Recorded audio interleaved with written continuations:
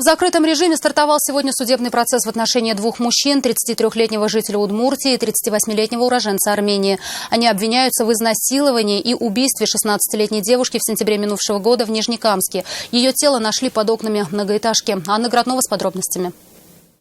Она меня криком своим разбудила, сильным криком. Только утром женщина поняла, это был отчаянный зов о помощи 16-летней девушке и последний звук, который она издала в жизни. Ее тело нашли на земле рядом с домом. Такой сильный голос был, вообще прямо испуганный голос.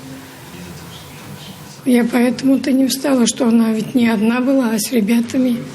Я подумала, что они на балконе балуются просто. Теперь этот крик не выходит у женщины из головы. Позже следователи предположили, девушку изнасиловали, а потом убили. Смерть наступила в результате падения с 9-го этажа. Подозреваемых задержали, расследование шло больше года. Двое молодых человек, которые фактически свою вину в предъявленном обвинении не признают.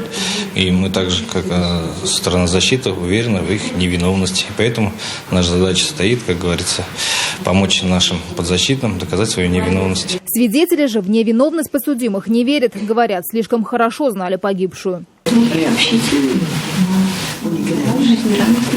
Девушка была студенткой педагогического колледжа, приехала в Нижнекамск из Удмуртии, жила в общежитии и была у всех на виду. Всегда от нее шел вот этот вот луч добра, луч света. Сама по себе она была очень общительной, отзывчивой девочкой. Заседание, как, впрочем, и весь последующий процесс, было закрытым. Речь идет о половой неприкосновенности. Сегодня допросили свидетелей и огласили обвинения двум мужчинам, которые были в тот вечер с девушкой. 33-летнему жителю Удмуртии и 38-летнему уроженцу Армении. Свою вину и причастность к гибели девушки они не признают. Анна Городова, Анастасия Шакирова, Евгений Лозаев. Вызов 112. Мы делаем вам вызов. Смотрите одну из самых рейтинговых программ о происшествиях в Татарстане на нашем сайте tnv.ru.